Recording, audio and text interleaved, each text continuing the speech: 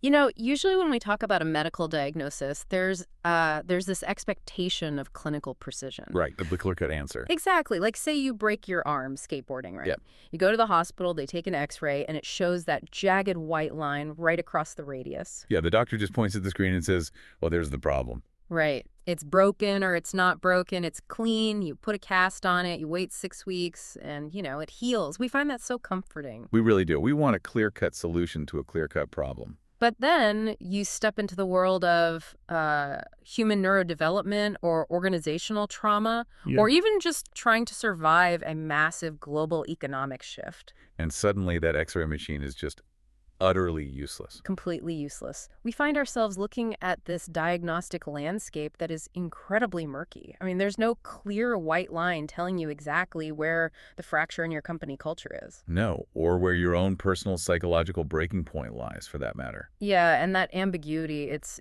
tough.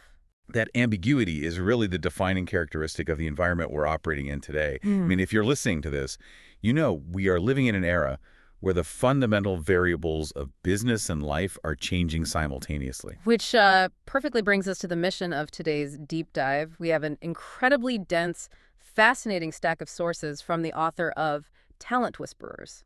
Yeah, focusing on a really paradigm-shifting concept called learned resilience. And the stakes here, I mean, they couldn't be higher. We are undeniably living in the age of disruption. Oh, absolutely. Generative AI is upending entire industries practically overnight.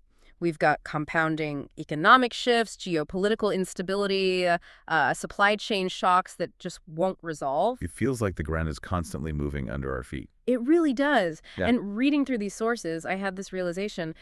In an environment where the ground is basically a treadmill moving backward, the most dangerous thing you can do is stand perfectly still. Yes. Simply trying to, stay the course or maintain the status quo is just no longer a viable strategy. It essentially guarantees obsolescence. It does. And the author makes a really compelling argument that our entire cultural definition of resilience actually sets us up to fail in that moving environment. How so?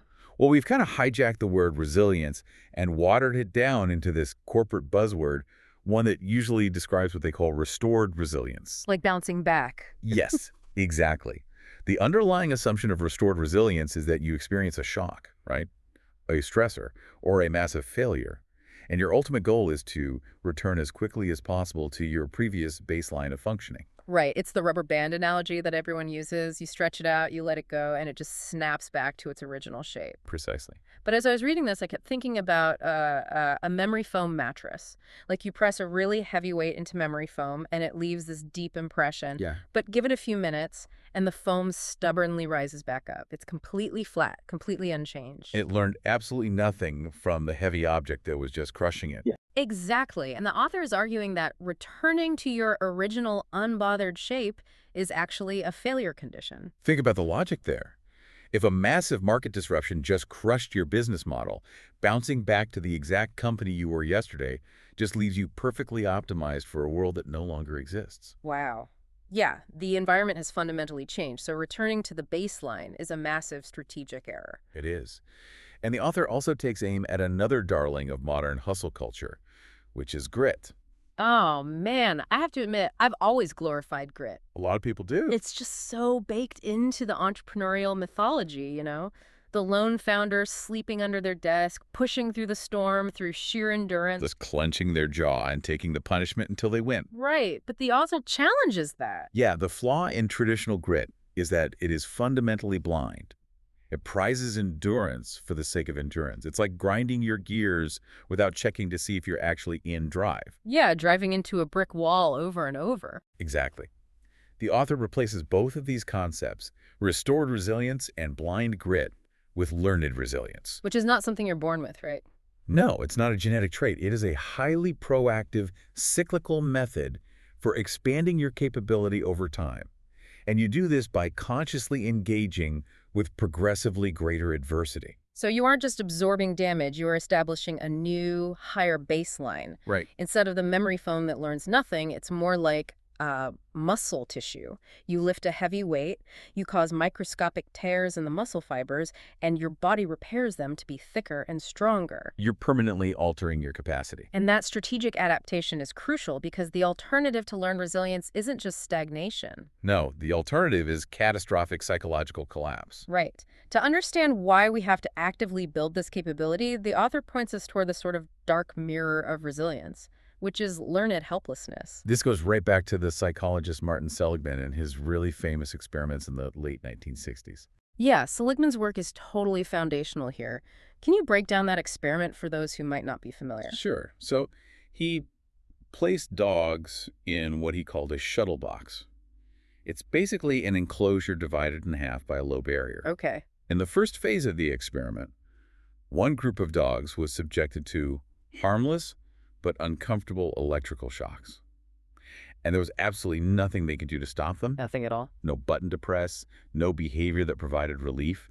The shocks were completely inescapable and uncontrollable. So the environment essentially taught them that their actions had zero impact on their suffering. Exactly. Then came the second phase. Seligman put those exact same dogs into a new shuttle box. This time, the floor on one side would administer a shock, but the dogs could easily see that the other side of the box was completely safe. All they had to do was step over. Just jump over a small barrier, yeah. But the dogs that had been conditioned with the inescapable shocks earlier, they didn't even try. They just lay down and absorbed the pain. Even when a clear, easy escape route was right there, they had hardwired this belief that nothing they do matters. Their inner voice just completely shut down. And honestly, you see this in corporate environments all the time. Oh, constantly. Employees who have been subjected to constant, unpredictable reorganizations. Or toxic management where their input is just completely ignored. Eventually, they just lie down in the shuttle box. Yeah, they stop pitching new ideas. They stop trying to improve the product. They just absorb the misery of the job. And the author highlights that blindly applying grit in an organization can actually accelerate this learned helplessness. It really can. If a leader simply pushes their team into impossible challenges without a strategic method to learn, adapt, and recover, they are building a resilient crew. They're traumatizing them. Yes. They are teaching the nervous systems of their employees that effort is futile. Which implies a tremendous responsibility for how we choose the obstacles we take on, doesn't it? Absolutely. I mean, if a challenge is too small, we atrophy. But if it's too big, we end up lying on the floor of the shuttle box. The psychological framework for navigating this is the tension between stretch and snap. Stretch and snap. Yeah. The entire operating principle of learned resilience is finding the boundary of your current capacity and stepping just slightly over it. Psychologists refer to this as the zone of proximal development. The sweet spot of productive struggle. Right. It's a problem you can't solve effortlessly with your current skill set, but with deep focus, maximum effort, and maybe some structural support, you actually have a realistic mathematical chance of overcoming it. That is a stretch. Yes. But pushing too far past that zone leads to the snap. Taking on an existential threat that you have absolutely no capacity to handle breaks the system. You get burnout, you get trauma, you get Seligman's dogs. So the goal of a leader is to continuously design stretch environments without triggering a snap. Precisely. But let's look at the reality of building a company in a disruptive industry.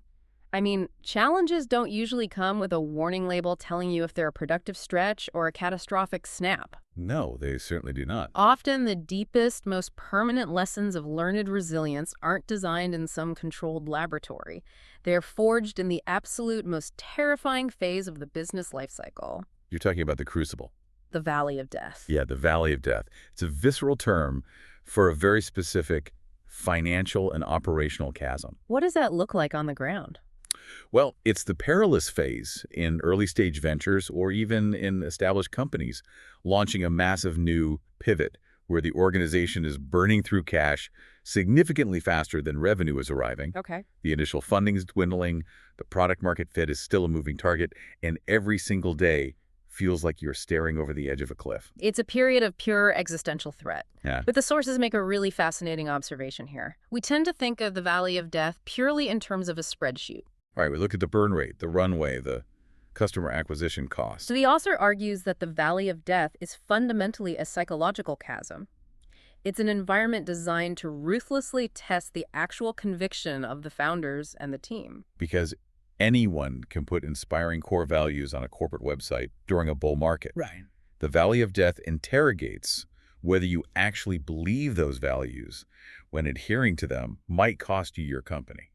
It acts as a profound rite of passage. Yeah. A collection of talented individuals sharing a Slack channel is not a team. No, they only become a cohesive, bonded crew when they're forced to confront an existential threat together and survive it. You just don't forge a resilient crew in calm waters. And to truly capture the psychological weight of this valley, the author shares a deeply personal story in the sources. Yeah, a literal, physical, near-death experience, an NDE. It serves as this haunting mirror for the corporate struggle. Can you walk us through that? So the author was surfing in the Pacific Ocean, dealing with these massive, unpredictable swells. And the ocean is the ultimate disruptive environment, right? It does not care about your business plan. Not at all. The author made a calculated decision to duck dive under a giant wave, hoping to catch the next one in. But the ocean shifted. The larger wave returned, undercut the wave they are currently navigating, and violently drove them straight down into the ocean floor. The physical description in the text is just catastrophic. It is. 5 broken vertebrae, a shattered collarbone and shoulder, multiple torn ligaments in the neck, lungs filling with water. Just horrifying. You're pinned underwater, completely at the mercy of the physics of the ocean, struggling to get their head above the surface before the next set of waves crashes down. And in that moment of maximal physical trauma, fighting a losing battle for oxygen, the author experiences a profound out-of-body sensation. Right. The extreme pain and the darkness suddenly recede, and they're replaced by a state of complete painlessness. They describe an utter absolute serenity. A feeling of ultimate peace. And nested within that peace was a deep, overwhelming temptation to just let go, to stop fighting the water, to surrender to the ocean and give up. I kept thinking about this moment in the context of the corporate valley of death. And the author explicitly draws this parallel. They do. When a founder or a leadership team is in the absolute depths of that financial trough, the stress is crushing. Yeah, the lack of sleep, the mounting pressure from investors. The guilt of potentially laying off employees, it creates a psychological weight that mimics drowning. And at the absolute bottom of that trough, the idea of just letting the company die suddenly stops feeling like a failure. It starts feeling like a peaceful release. Exactly. Bankruptcy, shutting the doors, handing the keys to the creditors, it transforms from the ultimate fear into an oasis of relief. Releasing the stress by throwing in the towel is the corporate equivalent of letting the water fill your lungs. The pain stops. But the individuals who eventually build profound learned resilience are the ones who feel that overwhelming temptation of peace, acknowledge it, and then violently reject it. Yes. The author wrote that something primal inside them refused to give in to the serenity. They dove back into the chaotic fray, fought through the shattered collarbone, kicked their way to the surface, and were eventually rescued. Making that choice to return to the struggle changes an organism permanently. The sources spend a significant amount of time analyzing how surviving a threshold event permanently alters a team's or an individual's relationship with fear. Because the baseline has moved. Right. If your baseline of fear was, missing a quarterly target, and then you survive a near-death experience where the entire company almost evaporated over a missed payroll, your nervous system fundamentally recalibrates. You no longer overestimate everyday threats. Exactly. You don't panic when the wind picks up because you have proven your ability to survive a Category 5 hurricane. However, the author inserts a massive caveat here. A very important one. The traumatic event itself does not magically produce resilience. Merely surviving the valley of death or surviving a wipeout does not automatically make you stronger or wiser. No.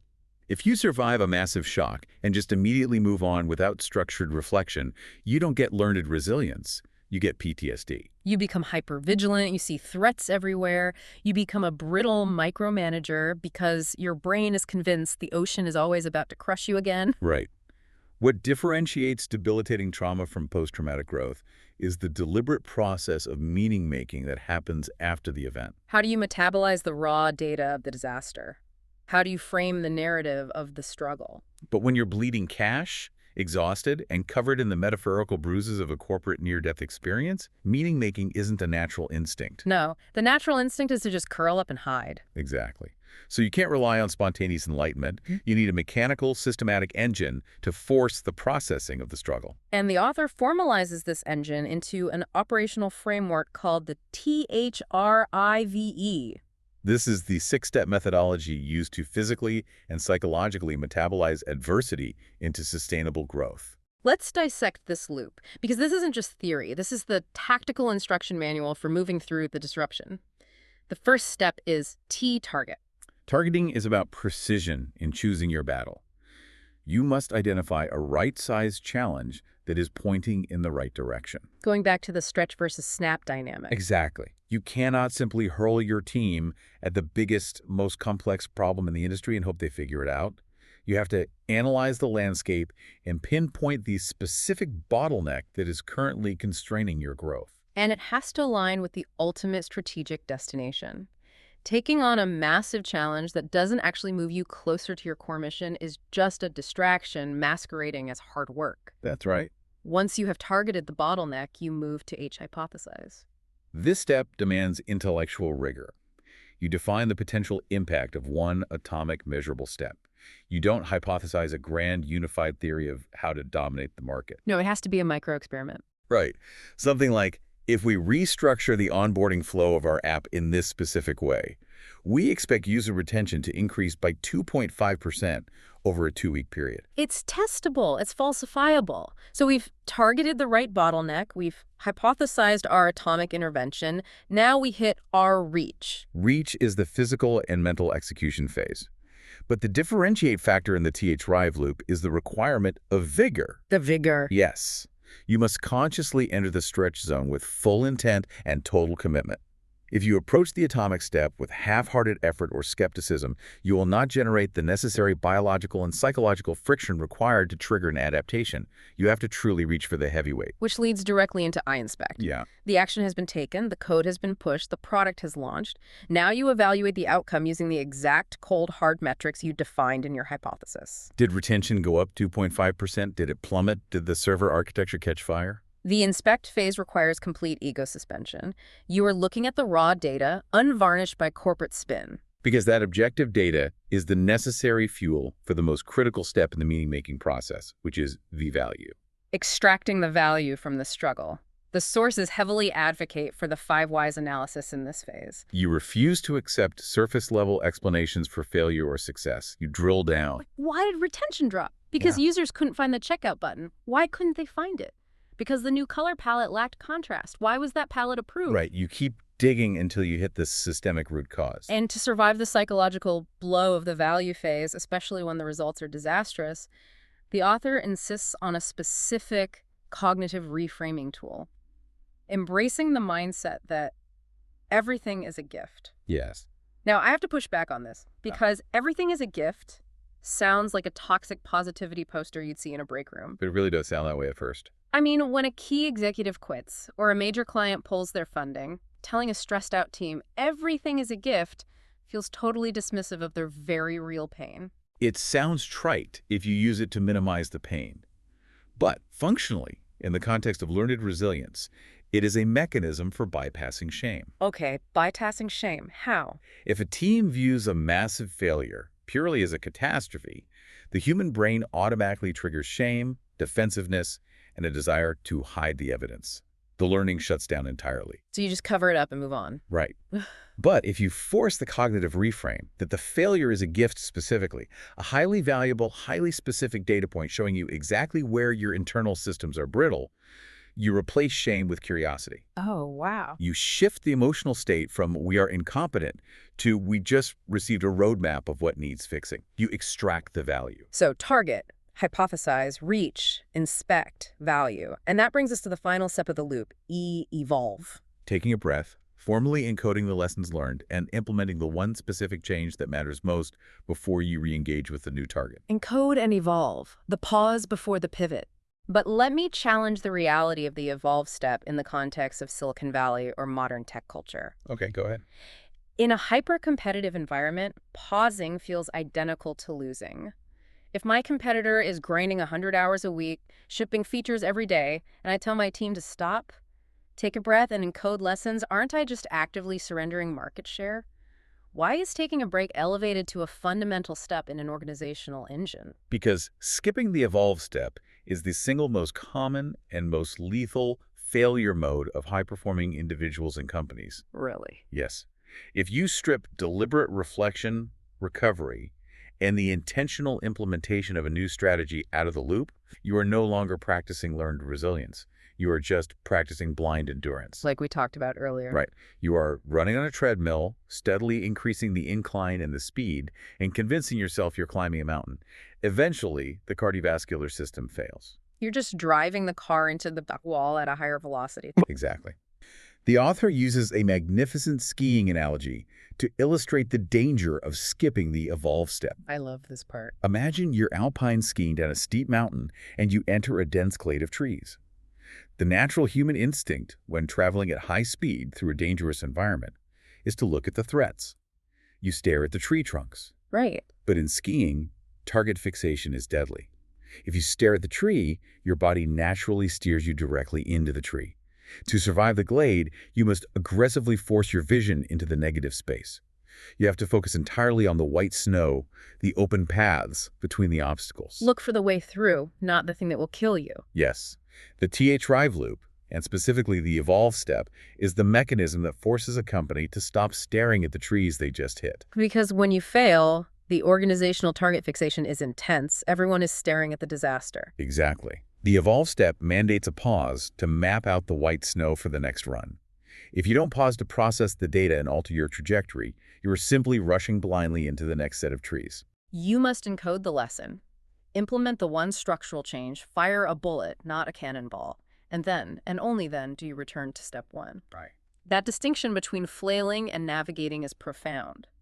But as I read deeper into the sources, I realize this TH-Rive framework, target, hypothesize, reach, inspect, value, evolve, is not just an elegant project management methodology. It goes much deeper than that. The sources pull from behavioral psychology and hard neuroscience to reveal that this loop is actually a literal instruction manual for operating the human nervous system. This is where the abstract philosophy of resilience grounds itself in wet biology. The TH-Rive loop mirrors the exact biological sequence the brain requires to wire itself for courage and capability. We have to unpack the neurobiology of struggle here, because how do you physically alter the wiring of a human brain to handle increasing levels of chaos? It relies on the biological phenomena of experience-dependent neuroplasticity. The adult brain is not a static organ. It continuously physically rewires its neural pathways based on the specific stimuli it encounters. But neurons don't rewire themselves for efficiency easily, do they? No, they require friction. They require the subjective experience of frustration. The chemical cocktail that your brain produces when you are struggling with a difficult problem is the exact requisite chemistry needed to trigger structural growth. And the sources point to a specific, fascinating structure deep within the brain as the central processor for this entire operation. The anterior midcingulate cortex. The AMCC. The AMCC is the power core of the resilience engine. Anatomically, it sits at a critical junction acting as a massive integration hub. Connecting different parts of the brain. Right. It receives input from the limbic system, which processes raw emotion and fear. It connects to the prefrontal cortex, which handles executive function and long-term planning.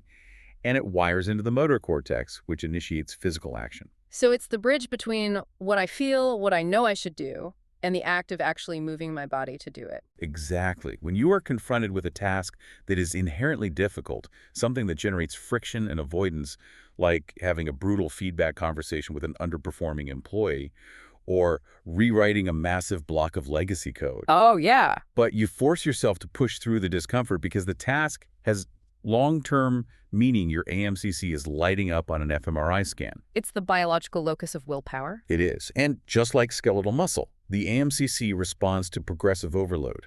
When you consistently engage it by tackling right-size stretch challenges, the AMCC physically thickens. It increases its neural density. Yeah, if you don't use it. If you construct a life or an organization entirely around avoiding discomfort, seeking only convenience, the AMCC physically shrinks. It atrophies. Wow. And the brain is bathed in a very specific sequence of chemicals during this process. What is the actual neurochemical cocktail feeding the AMCC when we run the TH-Rive loop? It's a highly orchestrated release of neurotransmitters and hormones. When you are in the target and hypothesize phases, when you identify a meaningful challenge and plot a path forward, your brain releases dopamine. Now, pop culture tells us dopamine is the reward chemical, the hit you get from a social media like. It is often framed that way, But neurobiologically, dopamine is fundamentally the molecule of anticipation and motivation. It signals that a reward is possible, giving you the forward drive to engage with the challenge. It gets you off the couch. Okay, so then you move into the reach phase. Right. You step into the arena, the friction hits, and the brain releases adrenaline and norepinephrine. This is the physical sensation of stress. Your heart rate variability drops, your pupils dilate, your breath gets shallow. These chemicals drastically heighten your alertness and narrow your focus exclusively onto the problem in front of you. And flowing alongside them is cortisol, the body's primary stress hormone. Cortisol gets totally demonized in wellness culture. It does, but in acute, manageable doses, it is absolutely vital for peak performance. It mobilizes glucose from your liver to provide immediate energy to your brain and muscles. But the human body can't survive being permanently bathed in adrenaline and cortisol. The engine runs too hot. Which is precisely why the biological mechanics of the value and evolve steps are non-negotiable. Right. When you successfully navigate the friction, inspect the data, and extract a meaningful lesson, your brain shifts gears. It releases serotonin and oxytocin.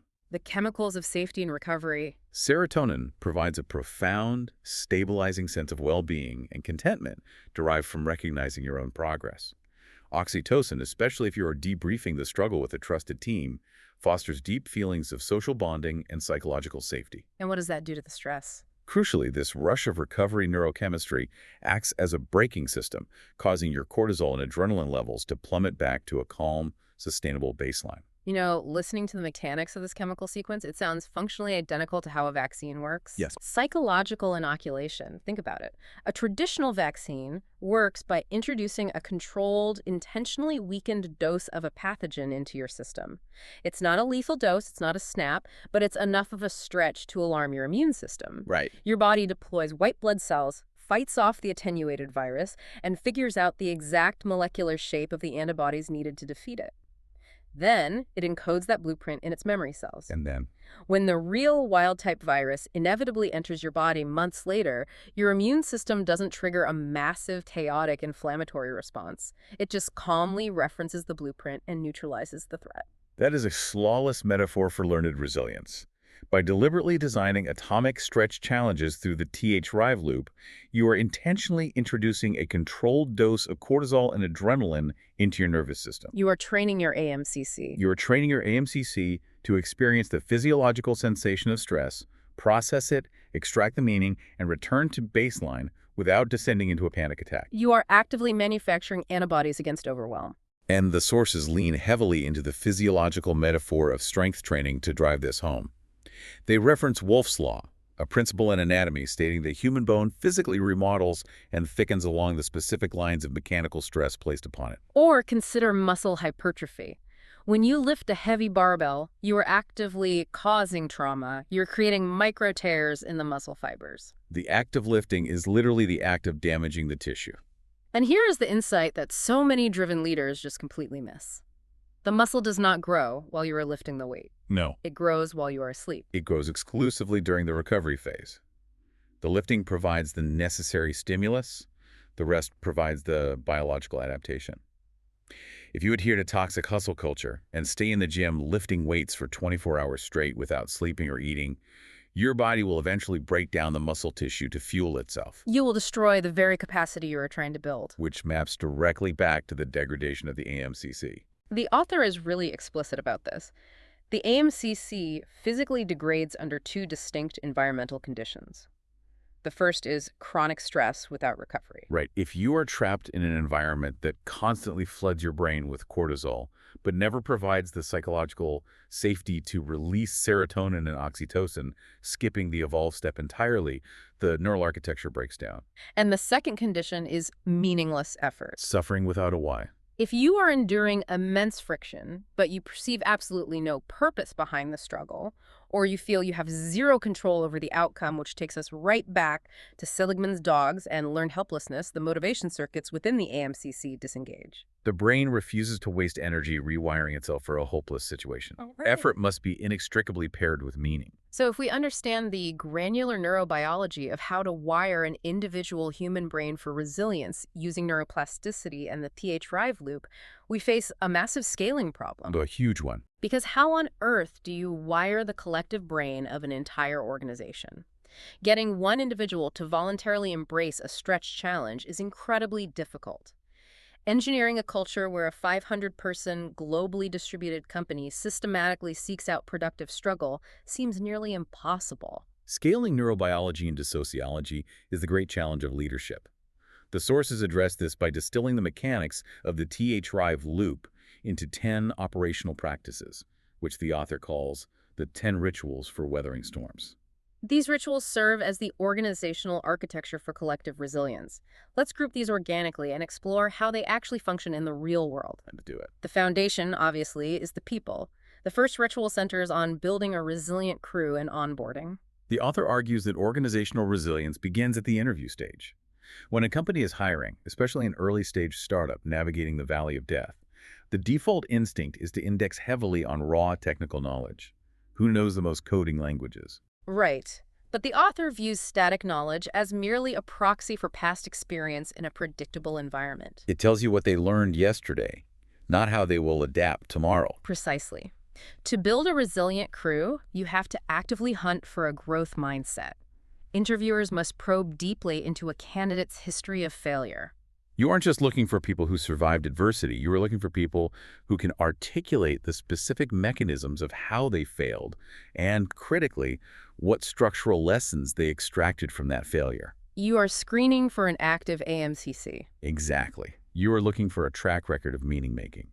And once you bring them in, the onboarding ritual isn't just an HR presentation about the 401k and the location of the fire exits. No, it's an intense period of culture crafting. It relies heavily on immersive mentorship, where senior leaders aren't just teaching operational tasks, but actively modeling the cognitive frameworks the organization uses to process stress. But a crew of highly resilient individuals will still tear each other apart if they aren't pulling in the same direction. Which necessitates the ritual of the compass of purpose. This draws heavily on Simon Sinek's concept of starting with why. Because, as we established with the neurobiology, meaningless suffering degrades the brain. If the valley of death is just a period of random, chaotic pain, the organization will succumb to learned helplessness. The leadership must clearly articulate a transcendent mission, a why that justifies the brutal how. And that mission cannot be dictated from a mountaintop. It must be communicated through radical transparency, which brings us to the ritual of transforming standard all-hands meetings into all-minds meetings. I found this semantic shift fascinating. An all-hands meeting has an inherently industrial age connotation. Management does the thinking, and they broadcast instructions down to the laborers, the hands who execute the physical work. Renaming it an all-minds meeting is a deliberate psychological signal. It explicitly communicates that leadership requires and values the cognitive bandwidth, the problem-solving capability, and the critical feedback of every single person on the call. When an organization is navigating profound uncertainty, hoarding information at the executive level is suicidal. Radical transparency distributes the cognitive load of survival across the entire collective brain.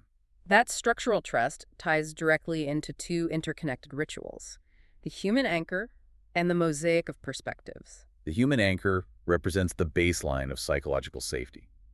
When the external market forces are violently chaotic, employees need an internal tether.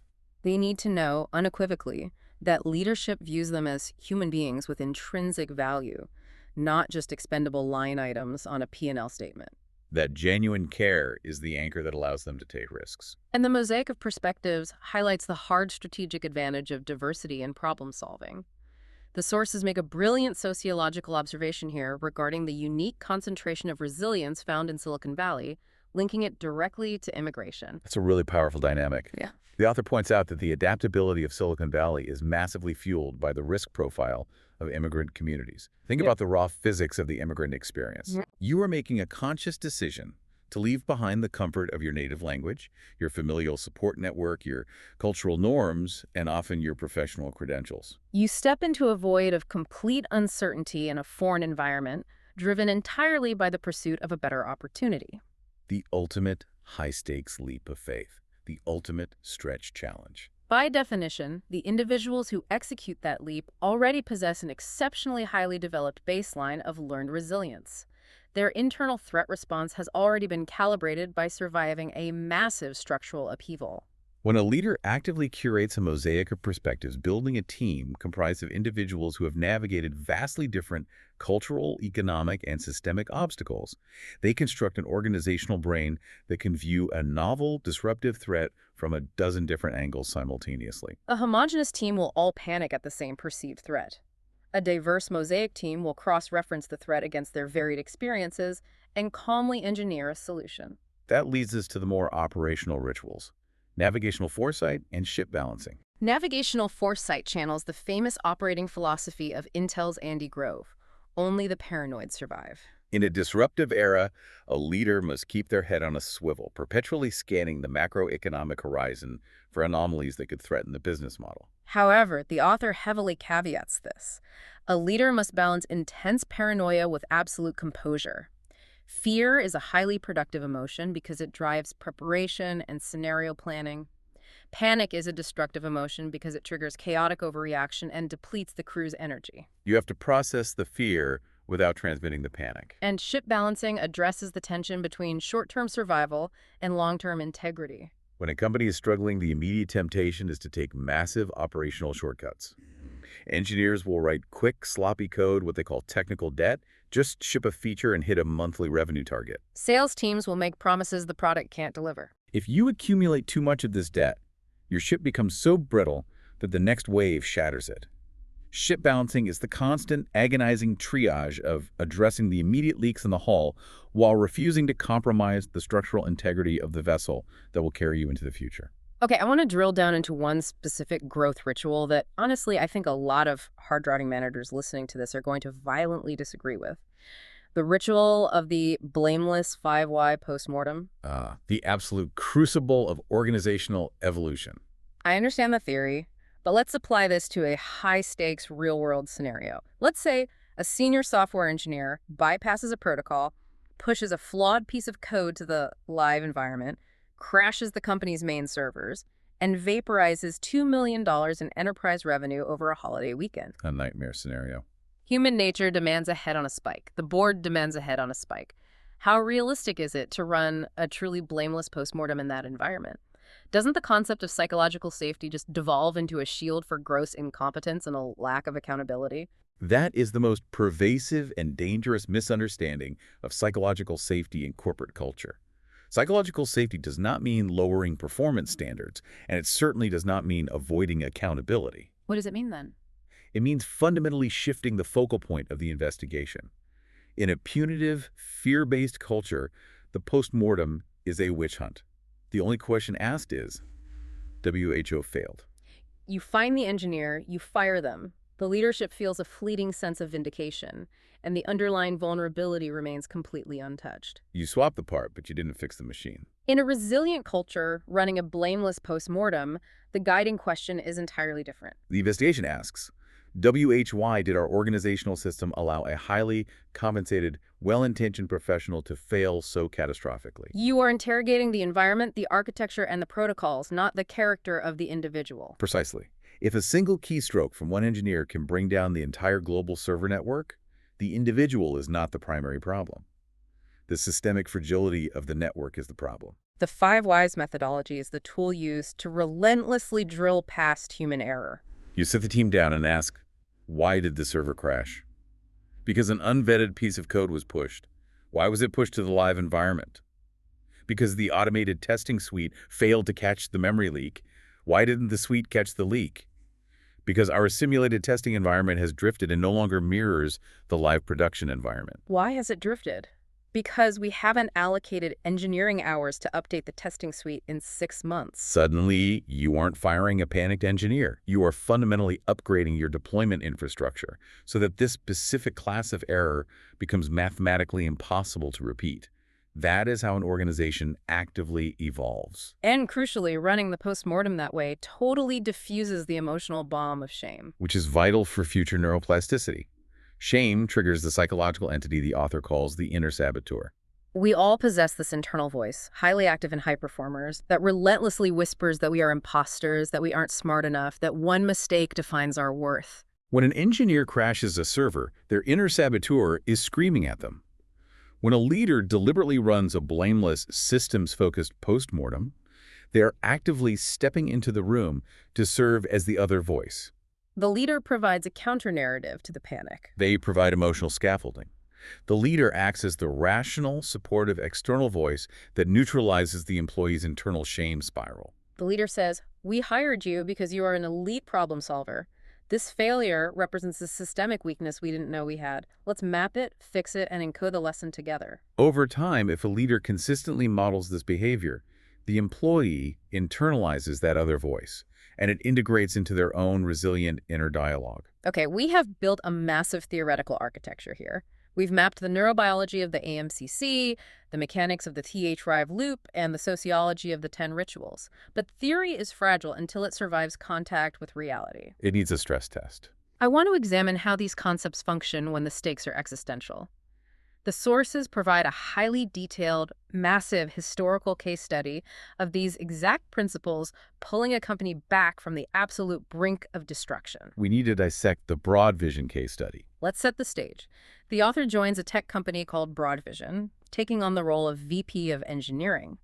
And the operational reality upon arrival is incredibly grim. They were trapped in the deepest, darkest trench of the Valley of Death. They were actively struggling to make payroll, which is the ultimate ticking clock for any venture. And what was the core product they were actually trying to build that was draining all this capital? They were attempting to engineer a platform for streaming video combined with personalized user recommendations. Now, to truly appreciate the magnitude of this challenge, we must be explicitly clear about the historical timeline based on our sources. This was occurring long before Netflix introduced streaming. This was happening at the very beginning of the dot-com era. We are talking about the mid-1990s, the era of screeching dial-up modems, 56K bandwidth limits, and CD-ROMs mailed to your house. Trying to reliably stream personalized video over that infrastructure was absolute madness. The underlying mathematical premise, algorithmic personalized content delivery, was visionary. But the physical infrastructure of the market simply wasn't ready to support the application. They were entirely disconnected from product-market fit. It was a slow-motion disaster. But then the macro environment shifts. A massive paradigm shift occurs. And again, following the explicit directives in our sources, we must emphasize that Broad Vision's dramatic recovery and subsequent pivot took place at the beginning of the dot-com boom. They did not pivot after the bubble burst. They recognized the rising tide of the early commercial internet and figured out how to ride it. That timeline distinction is critical. The explosive growth of the early World Wide Web provided a massive, unprecedented macroeconomic tailwind. But a rising tide does not save a ship that is already full of holes. Broad Vision still had to execute a flawless pivot to capture that momentum. So how did they apply learned resilience to execute that pivot? It required the synchronization of two distinct elements: a highly resilient human crew and a highly resilient technical vessel. The author notes that because the leadership had fostered a culture of resilience, the engineering team didn't scatter when the payroll got tight. They stayed in the pocket. They were willing to engage the stretch challenge. And crucially, the vessel, the underlying software architecture they had painstakingly built, was deeply, fundamentally resilient. They had engineered a highly flexible API platform. For the non-engineers listening, what does that flexibility actually mean in practice? It meant they had utilized brilliant systems designed to completely decouple the core mathematical engine, the complex algorithms calculating personalized recommendations, from the specific front-end application of streaming video. Because the architecture was modular and open, they didn't have to throw away years of work and rewrite the core engine from scratch when the video idea failed. They just unplugged the engine from the video player and pointed it at a different, highly lucrative problem. Exactly. When the dot-com boom ignited, every major brick-and-mortar corporation on the planet suddenly realized they needed a personalized, dynamic web presence, and none of them knew how to build one. Broad Vision simply pivoted their core technology from streaming video to B2B web content delivery and e-commerce personalization.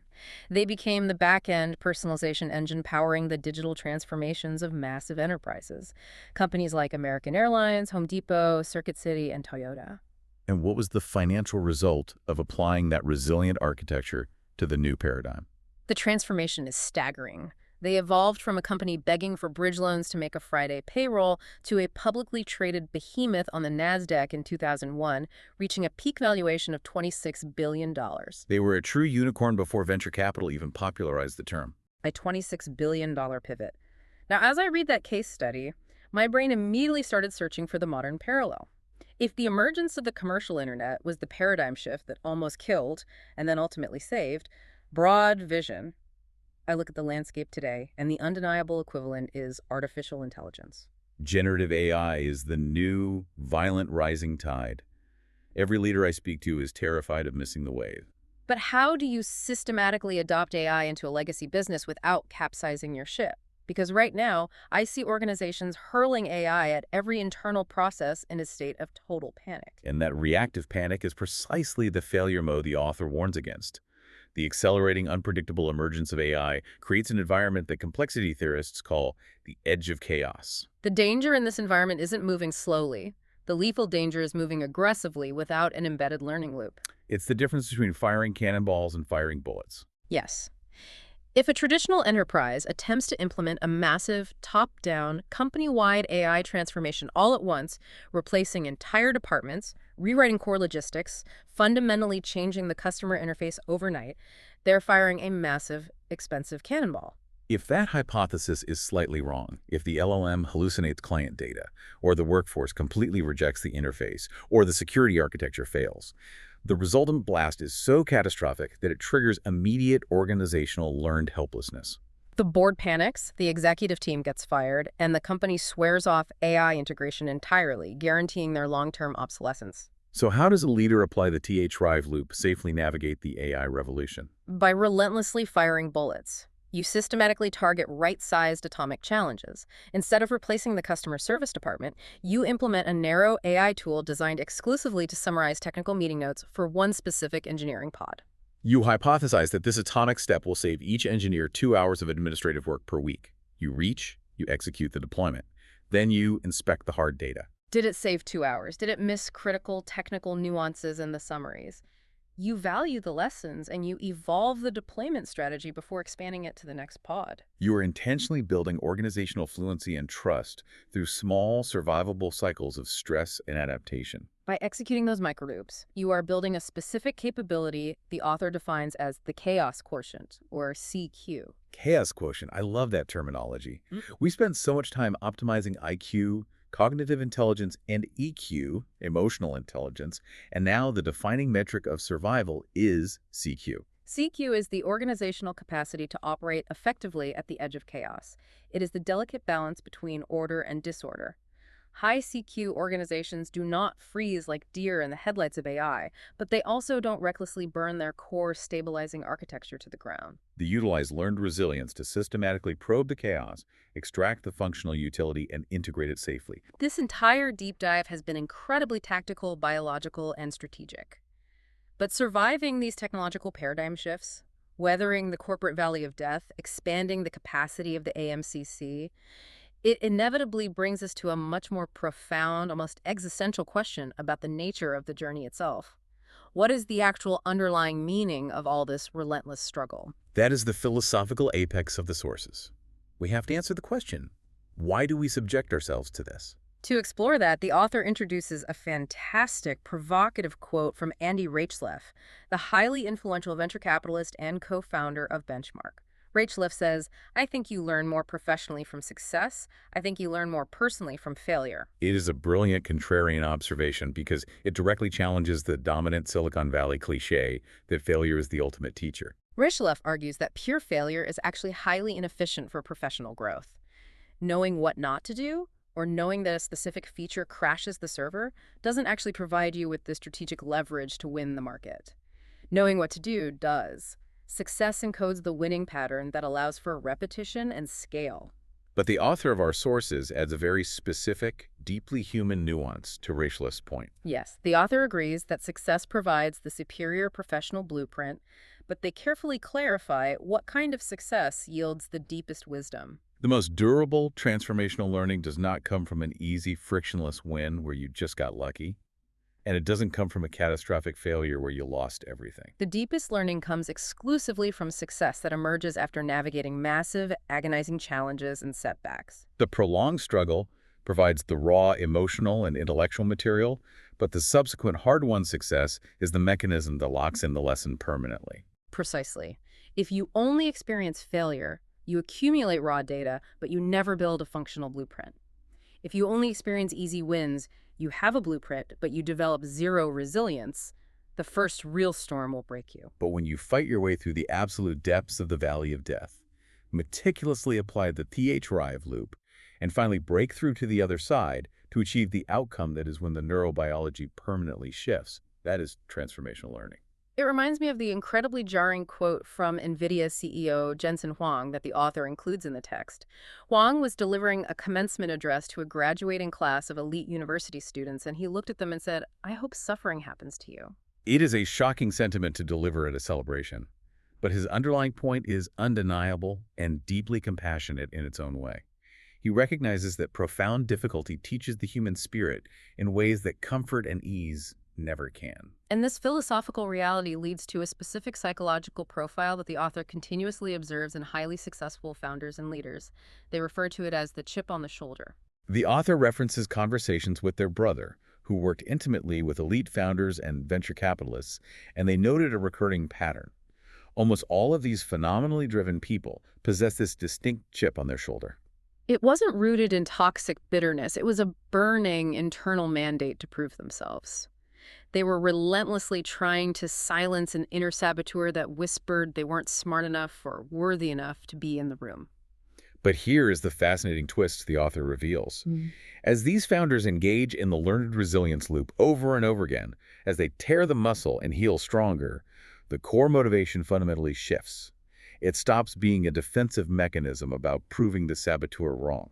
They evolve into thrill seekers of the struggle itself. Now, to be clear, they do not become reckless daredevils making uncalculated gambles. They become individuals who find deep, intrinsic, almost spiritual fulfillment in pushing the boundaries of their own capacity. They physically and psychologically wire themselves to come alive only when they're standing on the edge of chaos, facing something massive, complex, and uncertain. The challenge ceases to be an obstacle and becomes their internal compass. There's a quote from the British comedian Jimmy Carr referenced in the text that perfectly captures this shift. It's not the journey or the destination, it's who you become on the journey. Which brings me to a really challenging, almost uncomfortable question. If struggle is the requisite engine for growth, does this mean that comfort is actually the enemy of a fulfilled life? According to the sociological research highlighted in the sources, the answer is yes. The author brings in the work of Arthur Brooks, a Harvard professor who dedicates his life to studying the science of happiness. Brooks presents a profound paradox about human nature. True satisfaction requires struggle. You cannot experience a deep, resonant sense of satisfaction without having endured some form of deficit, pain, or difficulty to achieve the desired outcome. You cannot hack the system. You have to earn the dopamine. You have to earn it through friction. The joy we seek isn't found in the permanent absence of problems. The joy is generated precisely in the act of overcoming them. This is the primal psychological engine that drove early human pioneers to cross uncharted oceans. It's the exact same neurobiology that explains why highly educated innovators flock to Silicon Valley today, willingly leaving behind comfortable, secure, predictable lives to embrace insane financial and emotional risk. They aren't looking for a safe harbor. They are actively hunting for meaning, and they instinctively know meaning is forged in the fires of overcoming massive obstacles. So ultimately, the practice of learned resilience is about balancing two conflicting, primal human imperatives. Survival and meaning. When your physical or financial survival is actively threatened when the startup is out of runway, or you are literally drowning under a Pacific wave, your biology optimizes purely for safety. You fight with everything you have just to survive the moment. But the paradox of the human condition is that once baseline survival is secured, once we are safe and comfortable, the spirit hungers for significance. We become restless. We intentionally seek out right-sized stretch challenges because overcoming them is the only way we generate meaning. Wow. Okay, let's pull all of these threads together. We have traversed an incredible, multidimensional landscape today. We started by completely redefining resilience, tearing down the myth of bouncing back to who you were, and replacing it with a strategic, proactive method of building forward. We established that resilience is a muscle that must be intentionally torn through right-sized stretch challenges and carefully, deliberately healed through reflection. We navigated the psychological depths of the valley of death, recognizing that the temptation to surrender is a natural biological response to overwhelm, but that structured meaning-making is the only bridge from trauma to growth. We map the operational mechanics of the THRIVE loop. Target, hypothesize, reach, inspect, value, and crucially, evolve. We zoomed all the way in to look at the literal microscopic neurobiology of the human brain, examining how the AMCC acts as the physical engine of courage, fueled by dopamine and adrenaline.